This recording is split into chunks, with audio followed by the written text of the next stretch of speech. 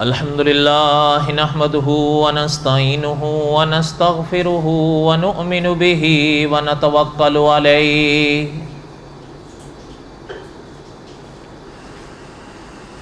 ونعوذ بالله من شرور أنفسنا ومن سيئات أعمالنا من يهده الله فلا مضل له ومن يضلله فلا هادي له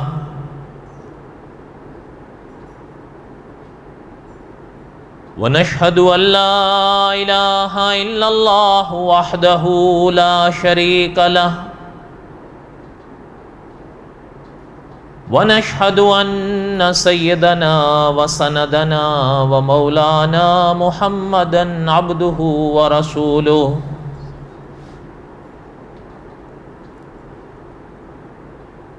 أما بعد أعوذ بالله من الشيطان الرجيم بسم الله الرحمن الرحيم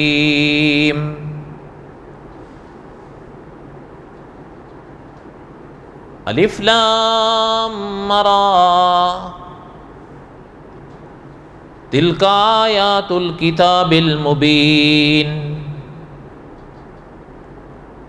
انا انزلناه قرآنا عربیا لعلکم تعقلون نحن نقص عليك احسن القصص بما اوحینا الیک هذا القرآن وَإِن كُنْتَ مِن قَبْلِهِ لَمِنَ الْغَافِلِينَ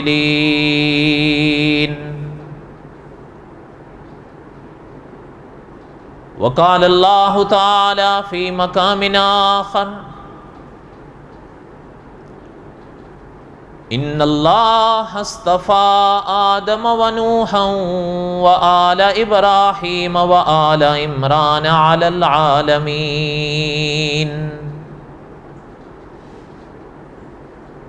ذریۃ بعضها من بعض واللہ سمیع علیم وقال النبی صلی اللہ علیہ وسلم الناس بنو آدم وآدم خلق من تراب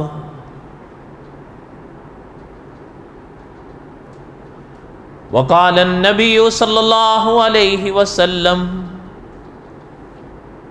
من یرد اللہ بہ خیرا یفقہ فی الدین صدق اللہ العظیم وصدق رسولہ النبی الکریم ونحن علی ذلک لمن الشاہدین والشاکرین والحمد للہ رب العالمین اللہم صلی علی محمد وعلی آل محمد کما صلیت علی ابراہیم وعلی آل ابراہیم انک حمید مجید اللہم بارک علی محمد وعلی آل محمد کما بارکت علی ابراہیم وعلی آل ابراہیم انک حمید مجید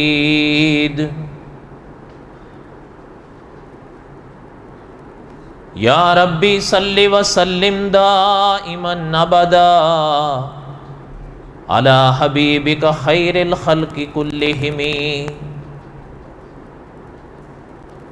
هو الحبیب الذی ترجا شفاعته لکل حول من الاحوال مقتحم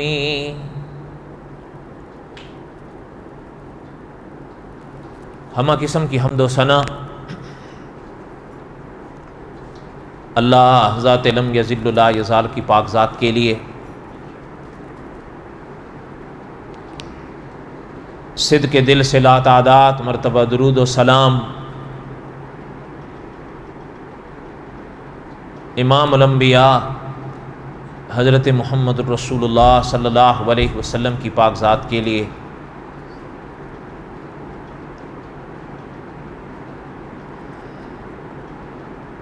جمعے کے بیانات میں قصص الانبیاء علیہ السلام کے اسباق میں دورا رہا تھا۔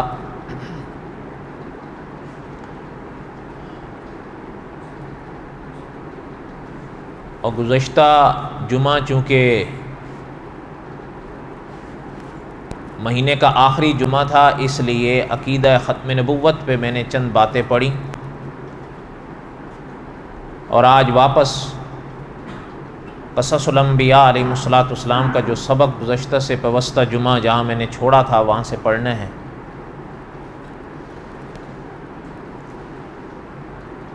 حضرت موسیٰ علیہ السلام کے واقعات کو میں دہرا رہا تھا،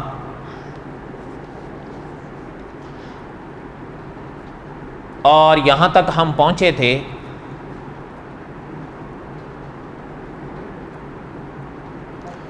جسے ذبح بقرہ کا واقعہ کہا جاتا ہے۔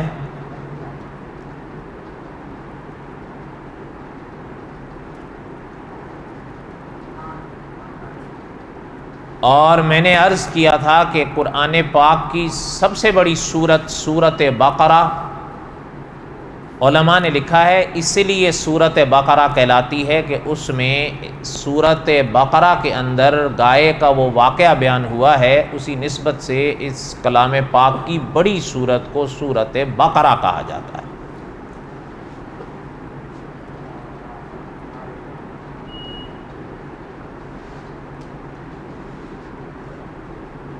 اور یہ بھی عرض کیا تھا کہ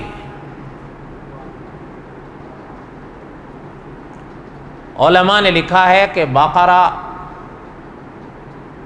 بڑی یعنی نقطوں والی کاف کے ساتھ عربی میں گائے کو کہتے ہیں۔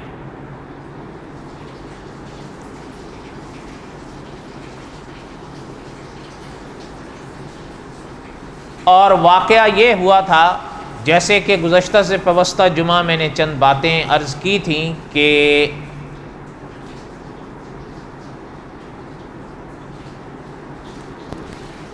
ان کے ہاں ایک قتل ہوا، اور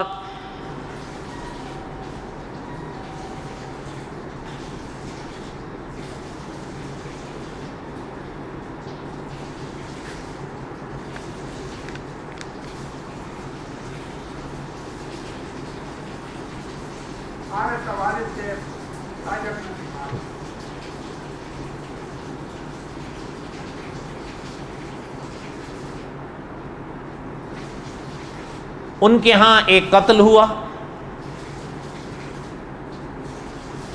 اور قاتل کا پتہ نہیں چل رہا تھا،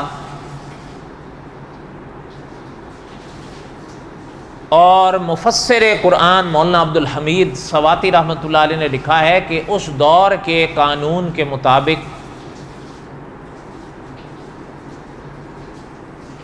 جس مقام پر لاش پائی گئی، چونکہ علماء نے لکھا ہے قاتل نے قتل کرنے کے بعد لاش کو اپنے ہاں سے لے جا کے دوسروں کے ہاں ڈال دیا تھا، اس کے باوجود بھی قاتل کا یقینی پتہ تو نہیں چل رہا تھا، تو اس زمانے کے قانون کے تحت انہوں نے پھر یہ طے کیا کہ یہ جو جہاں لاش پائی گئی ہے نا، وہاں پر جو لوگ ہیں ان پر دیت ڈالی جائے۔ بھئی ظاہر بات ہے اب کسی کو سزا تو دی نہیں جا سکتی، یہ ہم نے گزشتہ سے پیوستہ جمعہ پڑھ لیا۔ قصہ مختصر یہ کریں کہ انہوں نے یہ کہا کہ مطلب یہ دیت اتنی بڑی رقم اس لحاظ سے تو نہیں ہے، جب وہ ہم میں سے کئیوں پر جب تقسیم ہوگی تو ظاہر ہے پھر وہ ہم دے سکتے ہیں، ایسی بات تو نہیں، لیکن صدا کے لیے ایک داغ تو لگ جائے گا۔ بھئی یہ بات ایک پیشانی کے کلنک کا ٹیکا ہوگا کہ بھئی ان لوگوں پر ایسی بات گزری ہے۔ جب بات نے زیادہ طول کھینچا تو وہ بات کو لے کر آئے حضرت موسیٰ علیہ السلام کے پاس، اور آ کر محترم سے کہنے لگے کہ حضرت آپ فیصلہ فرمائیں، کیا کریں، کیا کرنا چاہیے؟ تو اس موقع پر اللہ ذو الجلال والاکرام نے اپنے کلام میں ارشاد فرمایا،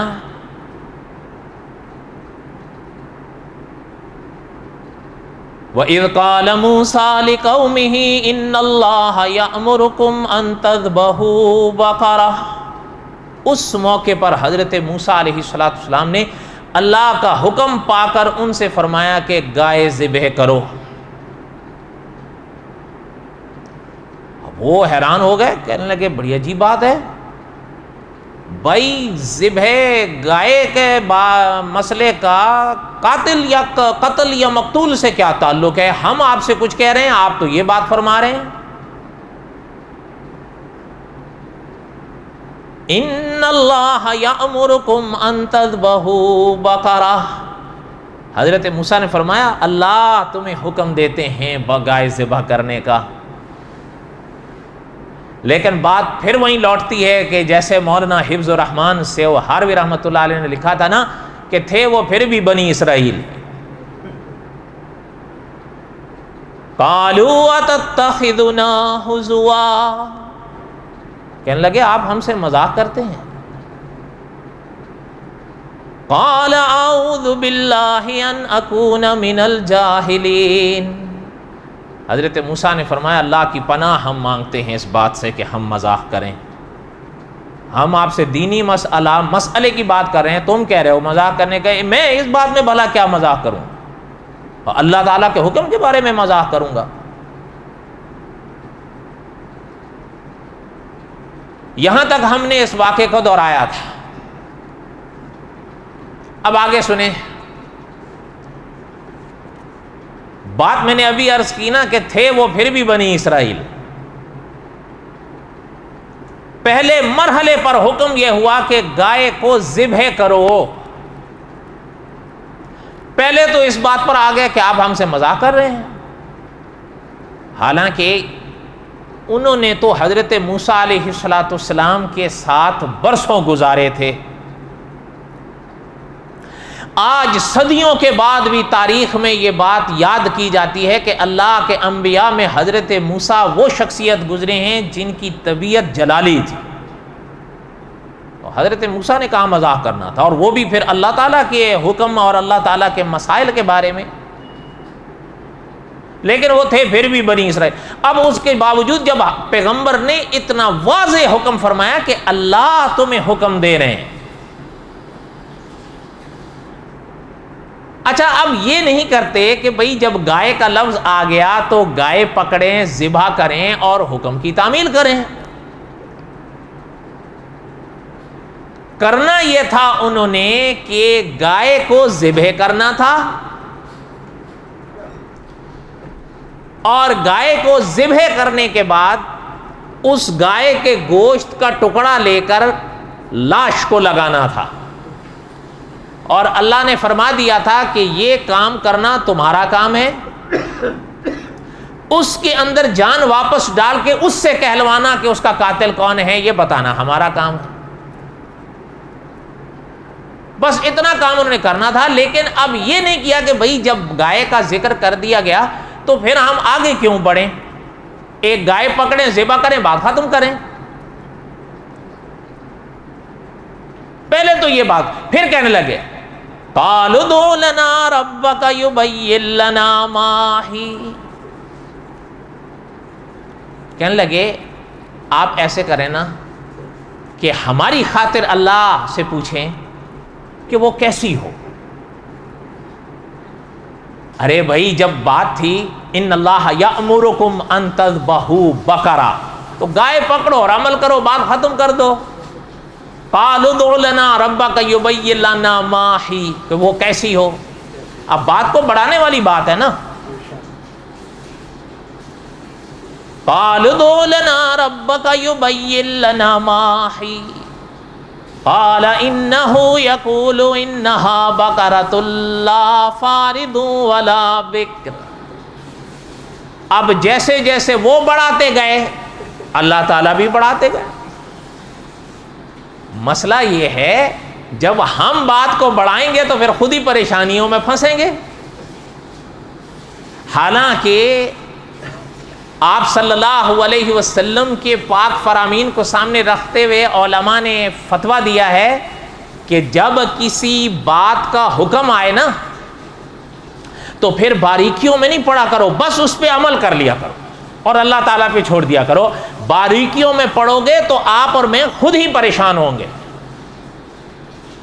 جب اس اللہ تعالیٰ کا ایک حکم ہے بس پورا کر دو، آپ اس میں باریکیوں میں مت پڑھو.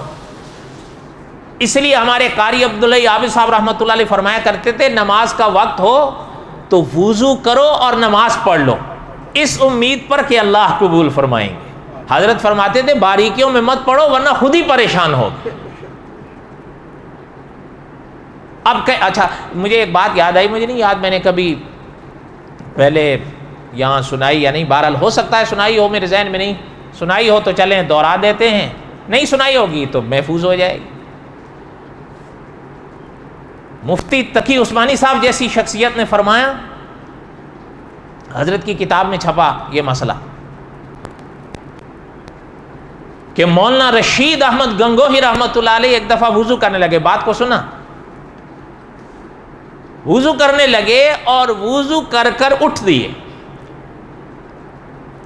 اٹھے تو جیسے ہی اب آگے طرف مسجد کی طرف بڑھنے لگے تو خیال آیا کہ اوہو لگتا ہے یہ بازو کی کوہنی جو ہے وہ سوکھی رہ گئی ہے. پھر واپس چلے گئے، اس کو پھر دھو لیا، پھر واپس آئے. لکھا ہے کہ حضرت پھر جب واپس چلے اور مسجد کی طرف بڑھنے لگے، چند قدم چڑھے تو پھر خیال آیا کہ نہیں یہ کوہنی نہیں تھی یہ تھی. پھر واپس چلے گئے، پھر جا کر اس کو دھویا. یہ آپ کے اور ہمارے ساتھ بھی پیش آ سکتا ہے نا، اور آتا ہے. اس کے بعد اٹھ کر چلے، پھر چند قدم آگے چلے مسجد کی طرف، پھر خیال آیا کہ نہیں لگتا ہے ایڑی کی جگہ خشک رہ گئی. جب یہ خیال آیا تو مفتی تقی عثمانی صاحب نے فرمایا کہ حضرت نے فرمایا او ہو تم ہو، جب تم ہو تو آج ہم بغیر وضو کے نماز پڑھیں گے.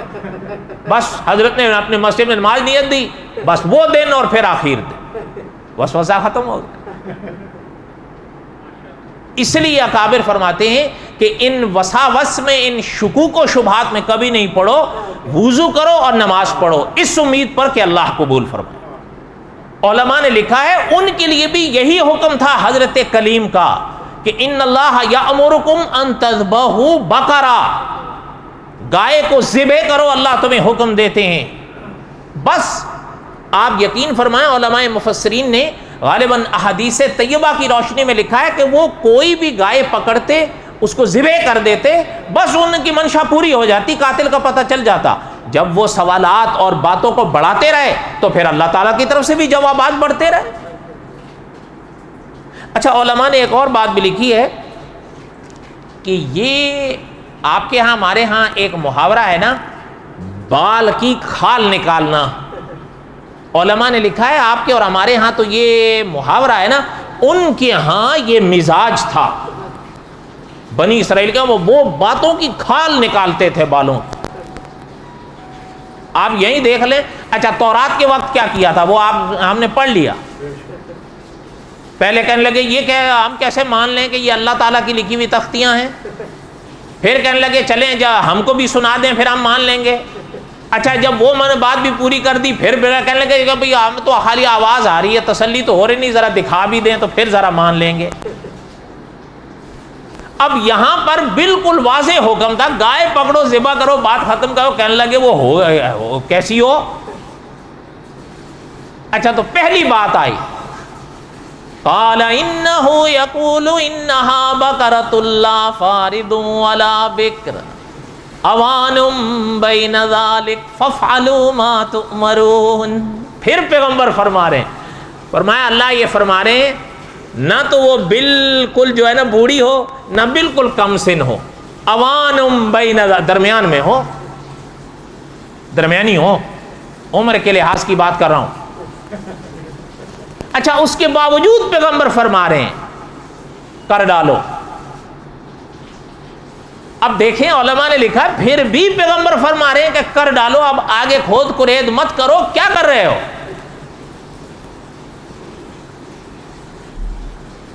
دیکھیں علماء نے آپ صلی اللہ علیہ وسلم اور انبیاء علیہ الصلوۃ والسلام کے پاک مزاج کو لکھا ہے کہ جب اللہ تعالیٰ کی طرف سے کوئی حکم، اللہ تعالیٰ کی طرف سے کوئی پردہ آئے بس اس کو قبول کرو، پھر آگے اس کے باریکیوں میں پڑو نہیں، پریشانیاں بڑھیں گی۔ آپ نے سنا ہوگا نا علماء سے، آپ صلی اللہ علیہ وسلم کی حیات طیبہ میں ایسے واقعات ہوئے کہ کسی سے کوئی گناہ ہوا، انہوں نے آ کر حضور کے آگے اقبال جرم کیا۔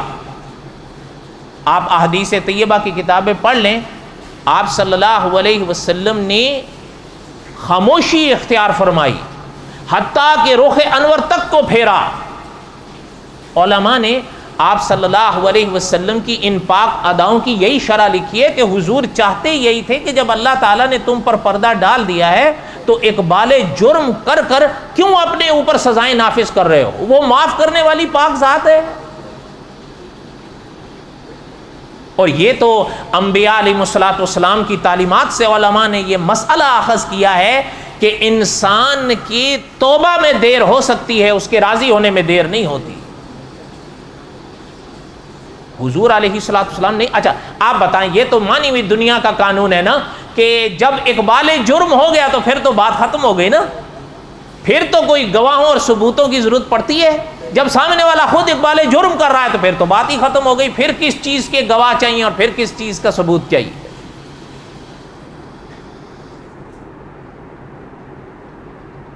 حضرت موسیٰ علیہ الصلوۃ والسلام نے فرمایا کہ کر دو۔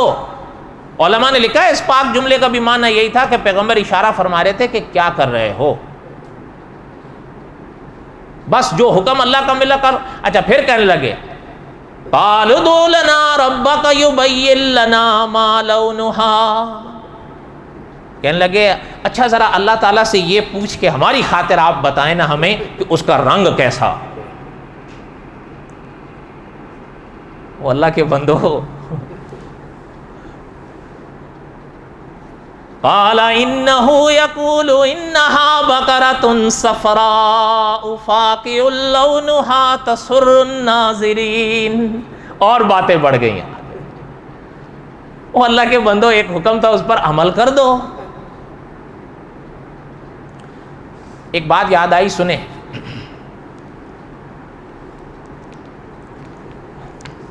قرآن پاک میں کچھ جانوروں کا ذکر ہے نا۔ اس دن میں یہاں بچوں کو پڑھا رہا تھا تو ایک بچے سے میں نے وہ ایک سوال کیا، چونکہ آیت آئی تھی، میں نے اس سے پوچھا، میں نے کہا قرآن پاک میں سب سے پہلے کس جانور کا ذکر ہے؟ وہ تو خیر میری شکل دیکھنے لگا، وہ تو ایسی ہی بات ہوگی، آپ میں سے کوئی ہمت کرے، قرآن پاک میں سب سے پہلے کس جانور کا ذکر ہے؟ نہیں، وہ اس لیے کہ بقرہ نام آ رہا ہے تو آپ سوچ رہے ہیں سورت میں چونکہ دوسری ہے تو گائے کا، نہیں جی نہیں، گھوڑے کا ذکر ہے لیکن پہلا نہیں ہے، بعد میں ہے۔ والخیل والبغال والحمیر، وہ سورہ نحل میں آتا ہے۔ میں بتاؤں، یاد رکھو گے، آپ کا بڑا چہیتا ہے وہ، آپ چاہتے ہو ہر وقت وہ آپ کے ساتھ رہے، بلکہ ایک نہیں ہزاروں کی تعداد میں آپ ان کی جھرمٹ میں رہیں، اتنا آپ اس کو پسند کرتے ہیں۔ ہاں جی جی نہیں کیا جی آپ لوگ چاہتے ہیں کہو کہ جھرمٹ میں رہے؟ مچھر،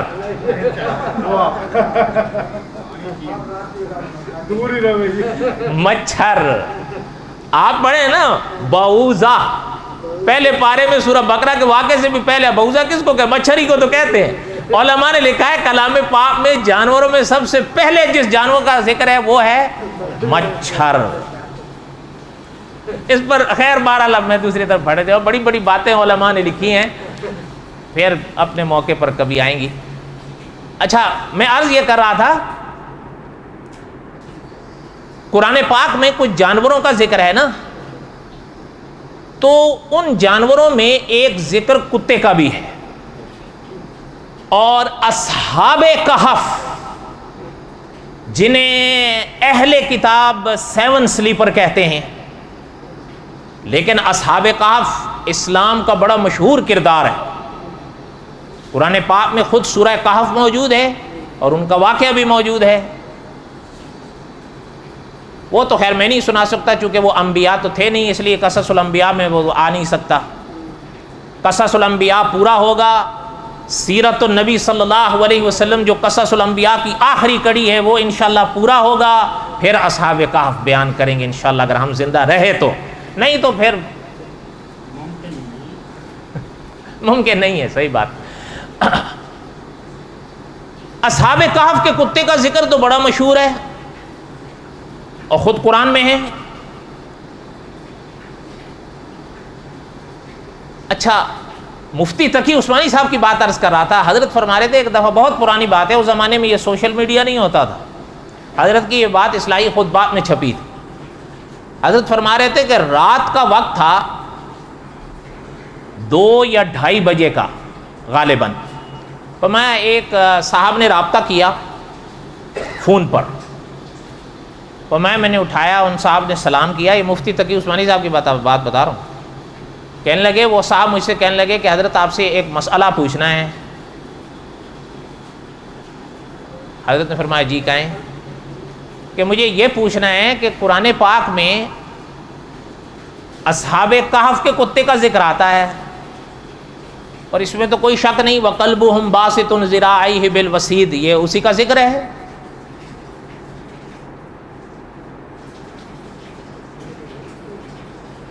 تو حضرت نے فرمایا پھر؟ کہنے لگا اصل میں ہمارے دوستوں میں بحث چھڑی ہوئی ہے کہ اس کا رنگ کیا تھا. مفتی تقی صاحب نے فرمایا، کہنے لگا کہ میرا خیال یہ تھا کہ وہ سفید تھا، لیکن میرے دوستوں کا کہنا نہیں وہ کالا تھا. تو ہم کسی نتیجے پر بحث کے بعد بھی پہنچ نہیں پائے، تو ہم نے آپ کی طرف رجوع کیا کہ آپ اس کے بارے میں فیصلہ فرمائیں. مفتی تقی عثمانی صاحب لکھتے ہیں کہ جب بات ختم ہوئی تو میں نے اس سے کہا کہ اچھا مجھے ایک بات یہ بتاؤ، اگر تمہیں پتہ چل جائے گا کہ وہ سفید تھا تو تمہیں کیا فائدہ ہے، اور اگر ان کو پتہ چل جائے گا کہ وہ کالا ہے تو تجھے اور ان کو فائدہ کیا ہوگا، تجھے نقصان کیا ہوگا، پہلے یہ مجھے بتا دو. حضرت نے غلط بات کہی. او بھائی صرف اس کا ذکر ہے، اس کے رنگ کا ذکر کہاں ہے؟ وَقَلْبُهُمْ بَاسِطٌ ذِرَاعَيْهِ بِالْوَسِيدِ، بس بات ختم ہو گئی. حضرت نے فرمایا کہ یہ تم کس بحث. اچھا مفتی تقی صاحب فرماتے ہیں میں نے اس سے پوچھا کہ یہ جو فون تم نے کیا رات 2:30 بجے، فون ڈائل کرنے سے پہلے گھڑی دیکھی تھی؟ تو کہ مجھے کہتا ہے جی مجھے دیکھی تو تھی، مجھے خیال آیا آپ تہجد کے لیے تو اٹھے ہوئے ہی ہوں گے تو فون کر لیتے. یہ مفتی تقی صاحب کی بات بتا رہا ہوں. اب بہن ہی ان کی حالت آپ دیکھیں، ہمارے والے بحث کر رہے ہیں کہ اصحاب کہف کا کتا کس رنگ کا تھا، وہ بحث کر رہے ہیں آپ ہمیں یہ بتا دیں کہ گائے کا رنگ کیا ہو. اللہ کے بندو ان اللہ یامرکم ان تذبحوا بقرہ، گائے پکڑو، بات ختم کرو. پہلے کہتے ہیں کیسی ہو، تو کڑی بڑھ گئی نا، نہ بوڑھی ہو نہ کم سن ہو، درمیان میں ہو. پھر کہنے لگے اچھا پھر آپ ہماری خاطر اللہ تعالیٰ سے پوچھیں اس کا رنگ کیسا ہو. قالوا ادع لنا ربك يبين لنا ما لونها قال انه يقول انها بقرة صفراء فاقع لونها تسر الناظرين. اللہ نے فرمایا کہ میرے پیغمبر ان سے کہیے شو تیز زرد رنگ کی ہو، دیکھنے والا دیکھے تو اس کا دل لبھا ڈالے، ایسی ہو. سمجھ آئی؟ کیسی ہو؟ زرد رنگ کی ہو اور شوخ زرد رنگ کی ہو اور ایسی ہو کہ جب دیکھنے والے کی نظر پڑے تو اس کا دل کی نگاہ اس سے ہٹنے نہ پائے. اب ڈھونڈو. اچھا پھر کہنے لگے, ہاں یہاں پر بھی بات ختم نہیں کی, کہنے لگے قالوا ادع لنا ربک یبین لنا ما ہی ان البقرہ تشابہ علینا وانا ان شاء اللہ لمہتدون. کہنے لگے کہ ایسا کریں نا, آپ ہماری خاطر اللہ تعالیٰ سے پھر پوچھیں کہ ذرا وہ کیسی ہو, ہم ابھی بھی سمجھے نہیں ہیں, شک ہمارا دور نہیں ہو رہا ہے. کیا نہیں دور ہو رہا ہے؟ ہمارے ہاں ایک عالم آئے تھے, بہت پرانی بات ہے, انہوں نے مجھے ایک صاحب کا ذکر کیا, اللہ نہ کرے ان چیزوں میں آپ اور ہم بھی آ سکتے ہیں. وہ فرما رہے تھے کہ وہ بیچارہ نماز کا پکا پابند تھا, شاید بیچارہ تہجد تک چھوڑنے کی کوشش نہیں کرتا تھا, لیکن اس کے دل میں وہم بیٹھ گیا جس کو شک کہتے ہیں. حضرت فرما رہے تھے آنکھوں دیکھا حال, وہ فرما رہے تھے آپ اور ہم جب نماز پوری کرتے ہیں نا تو یہ واجب ہے نا کہ السلام علیکم ورحمۃ اللہ یہ کہہ کے نکلیں, ایسا ہی ہے نا. حضرت فرما رہے تھے وہ اللہ کا بندہ ایک ایک طرف 15 دفعہ سلام پھیرتا تھا, اس کو تسلی نہیں ہوتی, اسی حالت میں ہی مر گیا. اس لیے قاری عبداللہ یابی صاحب رحمۃ اللہ علیہ کے یہ جملے کو گرے میں باندھ لو. حضرت فرماتے تھے نماز کا وقت ہو تو وضو کر کے پڑھ لو اس امید پر کہ اللہ قبول فرمائیں گے, بس بات ختم ہو گئی.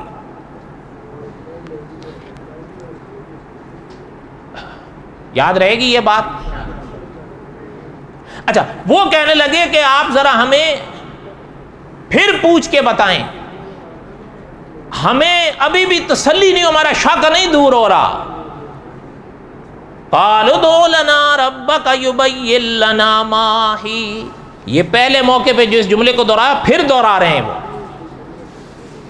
قالوا ادع لنا ربک یبین لنا ما ہی ان البقرہ تشابہ علینا وَإِنَّا إِن شَاءَ اللَّهُ لَمُحْتَدُونَ. کہنے لگے بات ابھی بھی ہمارے سامنے ذرا شبہ میں ہے, آپ ہمیں اللہ تعالیٰ سے ذرا ایک بار پھر پوچھ کے بتائیں وہ کیسی ہو, اور ہم انشاءاللہ اب یہ اس راہ تک, اس منزل تک پہنچ جائیں گے. اب انشاءاللہ کہہ دیا نا, اب انشاءاللہ کہہ دیا تو انشاءاللہ کہہ دو تو بیڑے پار ہو جاتے ہیں, اللہ کو منظور ہو جائے تو نا. انشاءاللہ کہ اپنے کچھ مسائل ہیں, اگر اللہ نے موقع دیا تو اپنے مقام پر آئیں گے. ویسے ایک وہ تو آپ بھی جانتے ہیں, لیکن یہ بات ذہن میں رکھ لیا کرو, بچوں کو بھی بتایا کرو, خود بھی ذہن میں رکھا کرو. مستقبل کی جب بھی کوئی بات کرو کہ ہم نے مثلا کل یہ کریں گے, پرسوں یہ کریں گے, 1 سال بعد یہ کریں گے, انشاءاللہ کہہ دیا کرو, انشاءاللہ کہہ دیا کرو. بعض اکابر نے فرمایا انشاءاللہ کہو پھر کہو, بعض اکابر نے فرمایا کہہ دو پھر انشاءاللہ کہہ دو. یاد رہے گی, حقیقت ہے نا, کیونکہ پل کی بھی خبر نہیں ہے, کیا پتہ.